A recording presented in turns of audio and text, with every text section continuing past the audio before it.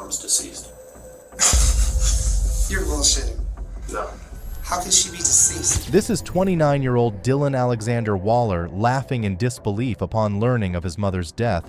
He presents himself as clueless. Unaware investigators already consider him the primary suspect in her killing. I'm letting you either help yourself or dig yourself. Now is the time to vent or confess, whatever it may be. But it can only get better for you, if that makes any sense. But I need the truth from you. What detectives were about to uncover was a calculated truth, deliberately concealed by the person closest to her, a revelation that would change the course of their investigation. Cynthia Berenson was a 69-year-old woman from Honolulu, Hawaii, a devoted mother to her 3 sons. Friends and neighbors described her as generous, selfless, and compassionate, always ready with a kind word or deed. Though her life appeared ordinary to outsiders, the circumstances surrounding her family would soon place her in grave danger. Though Cynthia shared a loving and steady bond with her 2 eldest sons, Corey and another who wished to remain unnamed, her youngest son, Dylan Waller, was a source of conflict. Dylan struggled with substance abuse and had repeated run-ins with the law. Despite these challenges, Cynthia repeatedly intervened on his behalf, bailing him out. But the relationship was far from simple. In October 2018, following multiple incidents of domestic violence and threats, Cynthia took the extraordinary step of obtaining a restraining order against her son, set to expire in 2032. Yet despite this, she allowed Dylan to live in her home, a decision that would have devastating consequences. On November 21, 2022, Las Cruces police received a 911 call from an elderly woman reporting that her friend Cynthia Berenson hadn't been seen in several days. Central Dispatch Operator 358, how can I help you? Hi. I need to talk to someone there about doing a missing persons wellness check because I just got a call from San Diego. I'm now in Texas, and my friend, I just got a call from at the border. They found her vehicle and her 4 Shelties, and the Shelties were all in my name for whatever reason. But she's a breeder. I have Shelties. She has Shelties. Okay. And I haven't been able to reach her for days. They found her car. Hold on, okay. Do you have an address? Las Cruces police immediately dispatched 2 officers to conduct a welfare check, arriving at the residence where a friend was waiting with keys to the home.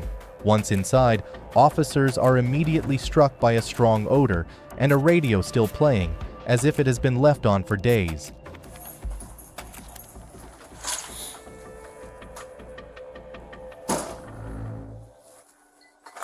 Police department. Oh no. Police department. Anybody inside, can you come out with your hands up and empty, please? With no sign of Cynthia, they move through the residence, room by room, searching for any indication of her whereabouts. As the search continues and no one is found inside, they come upon a door that is unexpectedly locked, unaware of what waits on the other side.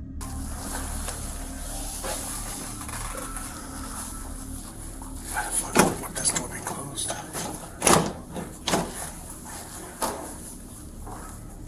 Officers can't locate a key, deepening their suspicion that something may be behind the door. When they finally force the door open, what greets them is horrifying. Oh, fuck, it's her. Huh? She's just Oh, that's I got it all. Oh, what the fuck? Oh, that's code 24 as fuck. Yes, it is. Inside the master bedroom's bathroom, the body of Cynthia Berenson was discovered, fully clothed and in an advanced state of decomposition, indicating she had been deceased for several days, while water continued to drip from the shower above her. Despite the eerily calm scene, there were clear signs of tampering and an attempted cleanup. A strong odor of bleach was present. Cleaning supplies were missing. The area near the master bedroom appeared freshly vacuumed, and a large section of carpet had been removed from the living room. Initial signs also showed no forced entry, strongly suggesting that the intruder was someone known to Cynthia. With no immediate leads, investigators begin canvassing the neighborhood. During many interviews with neighbors, Dylan's name starts surfacing almost immediately. Yeah, kinda. Okay. Can you tell me a little bit about him? Well, I was around when he beat the hell out of her the first time. When was that? Oh, it was about 4 years ago, something like that. And I actually didn't see her come out, but a lady over here was driving in and saw her walking out of the front of the house all bloody. Okay. And so she came over, and I helped her into the house. You helped the young lady over here? Yeah. Okay. And we kind of tried to clean her up, and I said, well, what happened? And she said, her son beat the heck out of her. Okay. And I said, well, what did he do? He said, he took her face and kept smashing it into the... With the possibility of homicide now on the table, investigators attempt to locate Dylan, but he is nowhere to be found. Soon, the detectives uncover another development. Cynthia's bank accounts have been drained, and ATM surveillance footage shows a man repeatedly withdrawing cash who looks oddly similar to Dylan. With this new information, the manhunt for Dylan Waller intensifies, but with his whereabouts still unknown, investigators were left in limbo. Leads dry up, and the case slowly begins to go cold. It wasn't until April 2023, 5 months after Cynthia's death, that the search for Dylan came to an abrupt end when investigators learned that Waller had been arrested on unrelated outstanding warrants. With Cynthia's case still unsolved, investigators finally sat down with him on April 6, 2023, bringing him face to face with questions that had gone unanswered for months.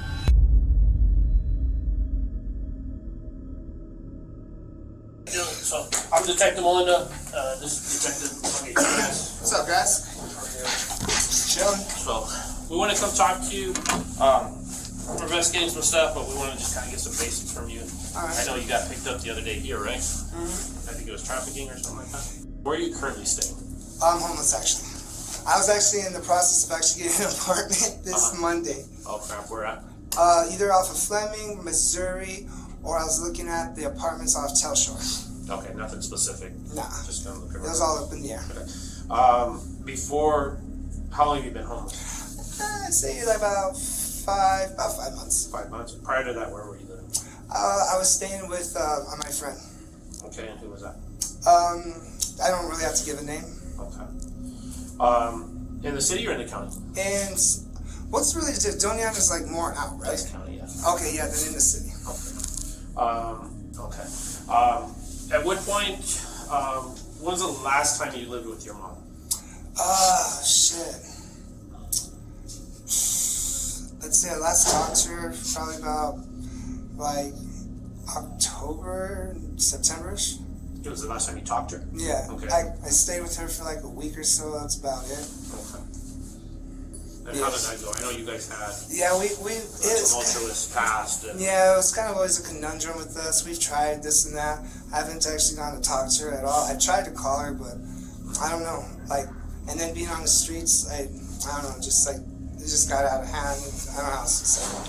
so the last time, and that's on that Calle Estrellas. Yeah. Right? The last time you talked to her was in October, September? Yeah, maybe like about September 12th or something. September 12th. Why does September 12th stick out? I don't know, just given like a date in general. September 12th-ish? Okay. And what caused you to leave? Just us not having like, you know how to say, good morals anymore. We always were getting on each other's cases, just being around each other too much. Good vibes together. Yeah, and then finally, like, even when I saw her, said, "Do you think I could probably stay here?" She's like, "I don't think it's a good idea," and I was just like, "All right." Okay. What was the kind of the background of that?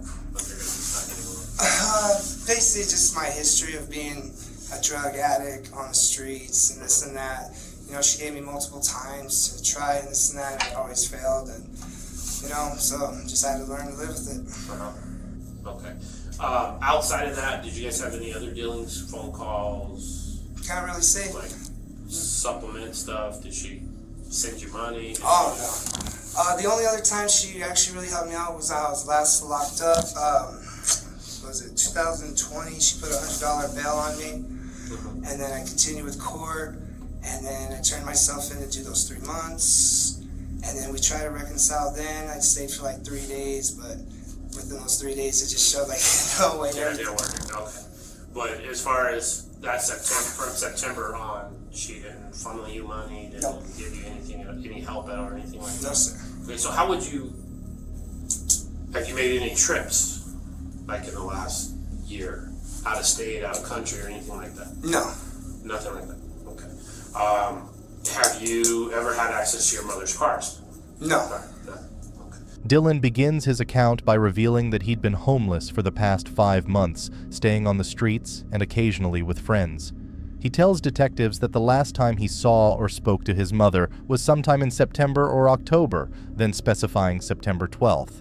He also mentions that he had stayed with Cynthia briefly before leaving her home after repeated arguments tied to his substance abuse, insists there was nothing unusual about their last interaction, and specifically notes that he had not driven her car or traveled out of state.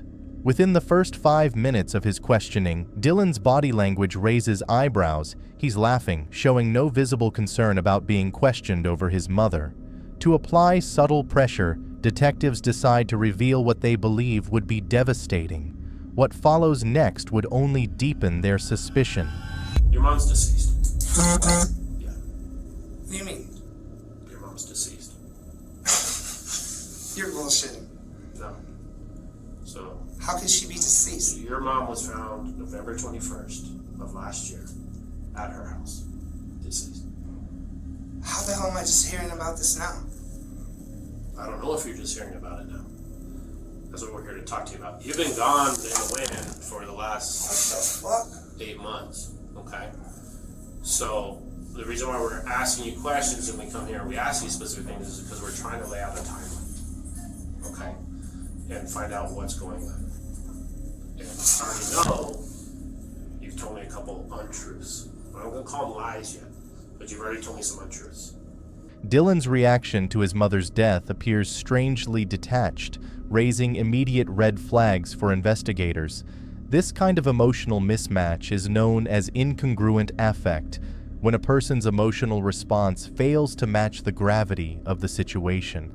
As Dylan walks detectives through where he claims to have been since November 2022, he's unaware investigators already hold key evidence he hasn't accounted for. While Dylan claims the last time he saw his mother was sometime in September or October, the official timeline tells a very different story. Do you live across the street, sir? I saw him Monday. You saw him Monday? Saw him Monday. Yeah, For sure, Monday. for sure. Okay. Yeah. So but you recognize him. Oh yeah, he drove in. What was he in? He was in the black Buick. The black Buick. They saw him. It was a week ago, right? Yep. Dylan had also told the detectives that he had not driven his mother's car or traveled out of state. Yet in the days following Cynthia's disappearance, investigators discovered her vehicle, a Buick Enclave, missing from the driveway. When they ran the registration, they learned that just days earlier, the car had been found abandoned near the U.S.-Mexico border in California. Inside the vehicle, Cynthia's 4 dogs were found alive and unharmed. Okay, and find out what's going on. And I already know you've told me a couple untruths. I'm not gonna call them lies yet, but you've already told me some untruths. So it's important that we sit down and we talk and figure out what's going on, what happened, did anything happen, did you walk into something? Excuse my language, but shit needs to be put on the table today. Okay, because right now, I've got a couple holes already from what you just told me in the 5 minutes I've been here. So, compose yourself and let's talk. Because you know I didn't just come in here out of the blue, right? Yeah. So, I need you to be straight with me as much as you can. Good, bad, indifferent, whatever it may be, today's the day. Realizing he's beginning to be cornered, Dylan will now change his story, adjusting his account to fit the clue that Detective Melinda just presented to him. Alright, here's the real scoop. I wind up meeting this transgender online and everything. And me and my mom, we went to go get her and stuff. And get there, I was living with Mom for like the last year and stuff. And whenever we were out doing our business and everything, we came back and found her deceased. And I knew I had warrants at the time, so I didn't actually call anybody. I didn't know what to do.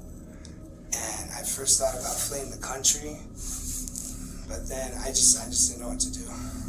Okay. So Because I had a key and everything, and I opened the door, and I'm like knocking on my mom's door, like, Mom, hey, I'm here. Finally, I open it and everything, and I see her and everything, and I'm just like, Mom. I don't know, maybe it was like 3 days, because she was already like puffy and shit. So that's pretty much the reality of it. I found her deceased and I didn't know what to do. Within minutes, Dylan goes from claiming he had no awareness of his mother's passing to admitting that he stumbled across her deceased body. there's specifics and details that we know. Yeah, like the house is clean and stuff. Okay, what else? That's pretty much really it. I was just so scared because I didn't want to get arrested and this and that, and that's pretty much really it. What do you mean by the house was clean? Like I wiped down the counters in case I had fingerprints and everything, because I didn't want it like to leak to me like as if I murdered her or something, you know. That's honestly that's as much as I can really say. What else? And so I thought about what I did was I packed the car and everything to go to Tijuana, and I was staying with the transgender, like I had her staying with me, and I was like, all right, we'll just flee the country and all this. And once we got to the border, she said she needed to do something, and I was like, all right, because we were going to take care of the dogs and everything like that. So I wound up being in a hotel in Tijuana for about a week or so, and then something happened with her and the dogs, and then I had no money, I didn't know what to do, so I came back in the States, and then I wound up going to the hospital. I was very like dehydrated from potassium and such. And that's really just the real whole scoop. Okay. So we're gonna kind of jump back and forth in places on that. So when you end up down in Tijuana, you and you said the dogs? Yeah, she had some shelties and everything, and so like I said, whenever I got in the house and everything, there was like shit everywhere and this and that, you know, because like I said, I cleaned up and everything, make everything look nice and this and that. Instead, I was just so freaked out, I didn't know what to do. I just didn't know what to do. At this stage, detectives are going straight at Dylan, confronting him with all the gaps and contradictions in his story. This technique, known as an accusatory interview, is designed to put the suspect on the spot. Experienced investigators rely on these tactics to steer a suspect toward honesty while closely observing subtle cues in body language, tone, and hesitation, each of which can provide critical insight into the truth. Up to this point, Dylan Waller has cast himself as a frantic son who claims he accidentally discovered his mother deceased, and that his past run-ins with the law left him too fearful and suspicious to call for help. But once detectives begin testing that account against the facts, it quickly starts to fall apart. I don't know her actual real name. So you guys end up over there and you load up the car, you end up down in Tijuana. Yeah. Well, yeah, actually, you guys cross? Yeah, well, I crossed over. She said she needed to do something to make sure, like, her food stamps and everything was still able. She was supposed to come back the next day, then she wound up lagging. She kept the dogs, right? Yeah, she wound up lagging, and then all of a sudden, I hear that she gets arrested or something, and then the dogs, I guess, were gone, and that's when I started, like, what the fuck to do? I didn't know what to do. So then I just crossed back over, and yeah, this is just something I've been, like, it's just bound to happen. Yeah. So loading up the car, describe what you loaded. Oh, just like, you know, necessities, shower gel, clothes, pretty much that, dog food and this and that. Cause like, yeah, like I said, we were gonna go to Tijuana, and I was like, cause like I said, I was like, fuck, I got warrants and this and that. I was like, what do I do? I was like, do I just own it up like a man? Say I found her, own it up like a man, what the fuck do I do? So yeah, I just was freaked out. As the questioning tightens, Dylan introduces the presence of a third person, his transgender girlfriend, Bianca. He claims Bianca was with him and helped move Cynthia's body into the shower before the two drove off in Cynthia's car with her dogs toward San Diego, allegedly separating near the border with plans to reunite in Tijuana. Despite extensive efforts, authorities were unable to locate Bianca or verify that she ever existed. With no records, witnesses, or digital trace to support his claim, investigators begin to suspect that Bianca may have been a fabrication used by Dylan to deflect blame. Oh, like I said, like that, shampooed it and everything, that's about it. You shampooed it? Yeah, because like I said, there was dog shit on it and everything. And then what'd you do with it? Because it's gone. Threw it away. Where did you throw it?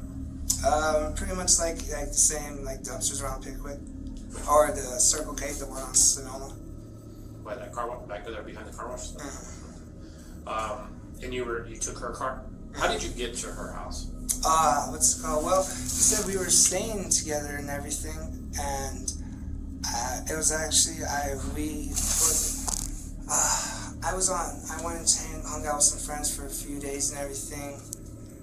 And with Bianca and everything, and then that's when we came back, and everything was just, the dogs, like I said, it was all, the house smelled like shit and everything. We came back, her door was locked when it's never locked, and I unlocked it and everything, and because there was like a horrible kind of smell already happening, and then found her, and I just panicked and freaked. I didn't know what to do. What did you do? Tell me what you did. You opened the door to the house or to her bedroom? Yeah, get into the house. Yeah. And then the you door. see her right away, right? No, because her door to her room was locked. I started yelling like, "Mom, you good?" For like 30 minutes, I was like, "Oh, she's probably just in the shower or something." And then that's when I was like, "Mom." So then I opened the door and everything. And then I started smelling something, and I walk in the room and she's like, I see her in the shower. She's just there. I'm just like, "What the fuck?" And then I just panicked. I didn't know what to do. Because, living there, my fingerprints are everywhere. I just didn't know what to do. I just freaked the fuck out. Okay. What would describe what you did as far as cleaning other than walking down the counters and stuff like that? Just cleaning everything. Just, like I said, everything, wiping off some of the furniture with, wet naps, just cleaning the bathroom. It's really And so what you're telling me is you found her in the shower? Yeah. Are you sure? Yeah. Though Dylan still continued to claim he had merely discovered the scene, by this point, detectives had completely cornered him. It didn't take long for the months of deception to come crashing down and for the truth to finally emerge. Nothing that I have is going to be indicative of her being put into the shower. Bro, I'm letting you either help yourself or dig yourself. Yeah. Does that make sense? So, I wouldn't ask questions if I didn't have an idea or an answer to what I'm asking you. If that makes sense. And here's the thing. If it was something more than what you're already saying, now's the time to do it. I mean, now's the time to repent or confess, whatever it may be. But it can only get better for you, if that makes any sense. Confronted for the second time about his contradiction, Dylan spirals into a state of panic, realizing the walls are closing in as the weight of his lies finally catches up with him.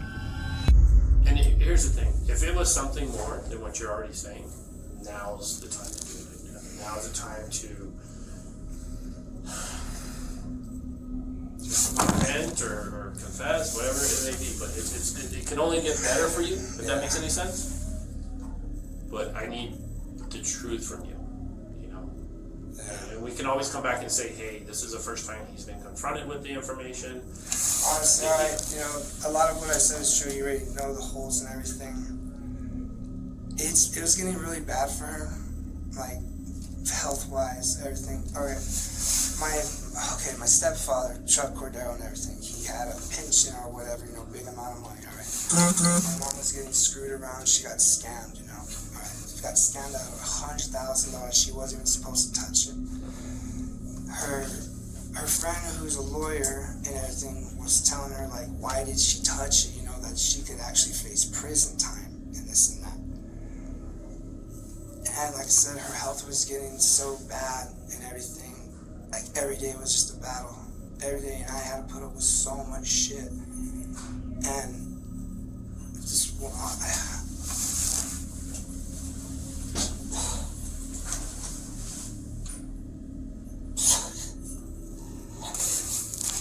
I thought I was doing what I thought I was doing the better for her. Because I never thought I could never see my mom in prison. I fucking loved my mom. I loved her. I didn't do it to fucking take money, to try and get the house or anything. I only used enough money that she had, you know, to be able to go to Tijuana, start a new life and everything. And I couldn't handle her seeing her being in pain anymore. I just couldn't do it. And when the whole shit about her having to possibly face prison, I could never live with myself and her. That's when I was like, I'd rather did what I did and go to prison for however long I do than her have to suffer. Though Dylan has begun to take some responsibility, he quickly spins a new story, painting himself as the concerned son trying to navigate a dire situation, which only sets the stage for what he says next. I couldn't handle her seeing her being in pain anymore. I just couldn't do it. And when the whole shit about her having to possibly face prison, I could never live with myself and her. That's when I was like, I'd rather did what I did and go to prison for however long I do than her have to suffer. For the pain, the physical and the emotional side of that. So let's talk about what happened. So pretty much, after we drove actually all the way to San Diego to get Bianca, and she was living with us for about a month. And I was just always like, I always thought in my mind, like, if she did wind up being able to get sentenced or something, that I would do what I did, because I could never see her in jail. You know, I've been in jail before, and this and that. She's one of those good people. She was always a good person. Your mom? She was a very good person. So just one night, I was just sitting on the couch because she was like just screaming in pain. She was just so fucking in pain. She was crying, you know, she's yelling at me, not yelling at me, but she's just yelling out, what am I gonna do? How do I get this money back? Because I mean, she got screwed over so hard by this fucking guy. And like these scammers and shit, and she was like just freaking out so bad. And I'm like, what, how can I help? There's nothing I could do. And so I don't even know the date. I just went in the room. I looked at her, I gave her a big old hug, and I strangled her to death. That's basically it. This marks a turning point in the case as Dylan finally admits to ending his mother's life. Though he continues to justify his actions, the disturbing details he reveals will leave the detectives stunned. I hugged around her, and I just held her as tight as I could around her neck, just telling her I love her, and I'm so sorry for this, but it'll be better for you. It's going to be a lot worse for me, but it'll be better for you. Okay, but like detail to me how you walked into the room, I just walked how in. you held her, where she was at. She was just laying on the bed and everything. Sometimes, you know, I always would have night terrors and stuff, so sometimes I would, like, you know, go in the room and lay next to her and stuff. So she was just laying on the bed like normal. And I laid with her, and then, I don't know, all of a sudden it just happened. I don't know what, it just happened. It just happened.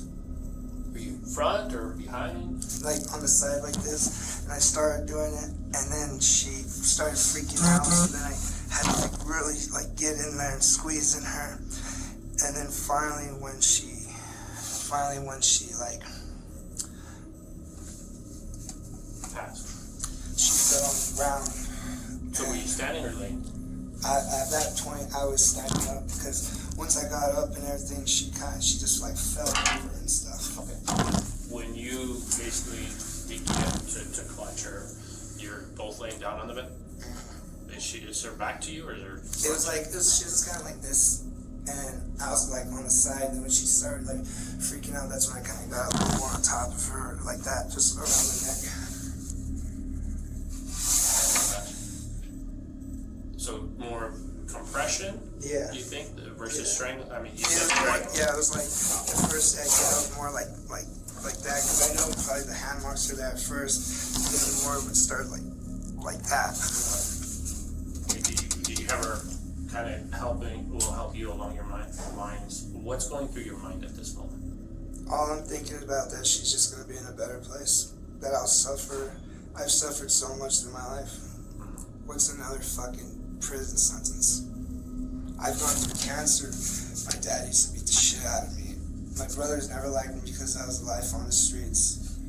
I basically did what I did because my life has been over for a long fucking time. A long fucking time. And like I said, I would rather have killed her than ever see her in prison. I would rather go to prison for the rest of my life, knowing that in my heart I know what I did was wrong, but I did it for a good fucking reason. Okay. She was in so much pain. Was she currently seeing a doctor? Man, fuck these doctors, dude. These fucking peachy bedevils. Like with my cancer and shit, it took 13 doctors until I got diagnosed just because I was a fucking heroin addict. They just kept thinking I wanted dope. I have taken her to multiple doctors. Even just to get simple fucking Vicodin and do, these faggots won't do that shit. Officers will now press Dylan to walk them through exactly how he moved his mother's body, revealing the calculated nature of his actions. Nah, I just cleaned it just because it was just to get rid of evidence. So when you decide to finally leave, what do you do with your mom? I thought maybe if I moved her into the shower, it would just look like as if she slipped and fell. Okay. And then what else did you do? What additional stuff did you do after placing her in the shower?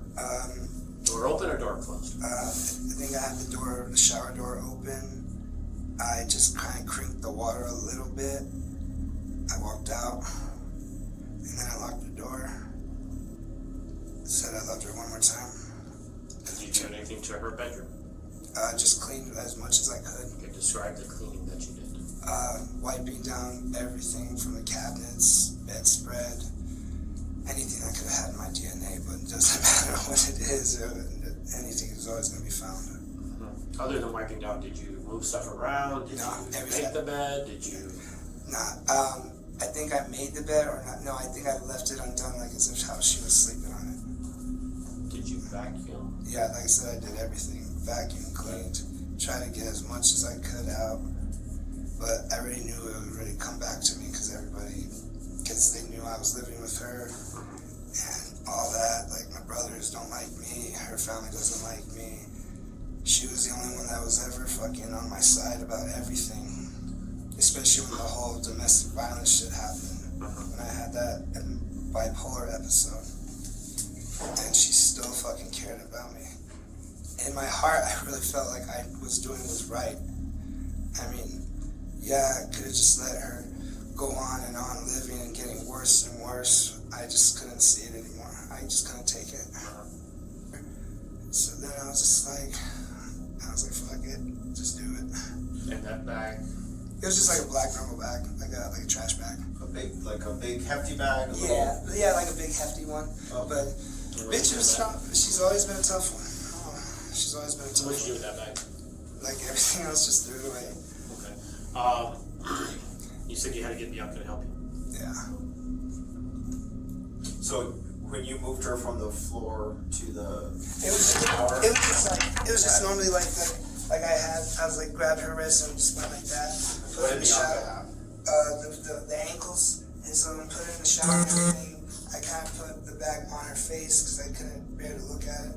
So then, the day that we were to take off and everything, I went in the shower. I could already smell her, like just whatever. And then when I pulled the bag off, my hand was shaking so bad because like maggots were already forming. And then I kind of just sprayed her down with some chemical cleaner. I don't know which one it is.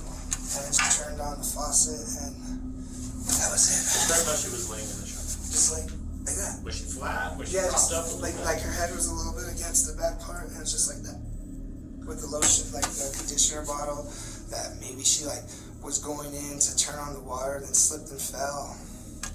Even after confessing, detectives still keep the pressure on, determined to extract every remaining detail from him.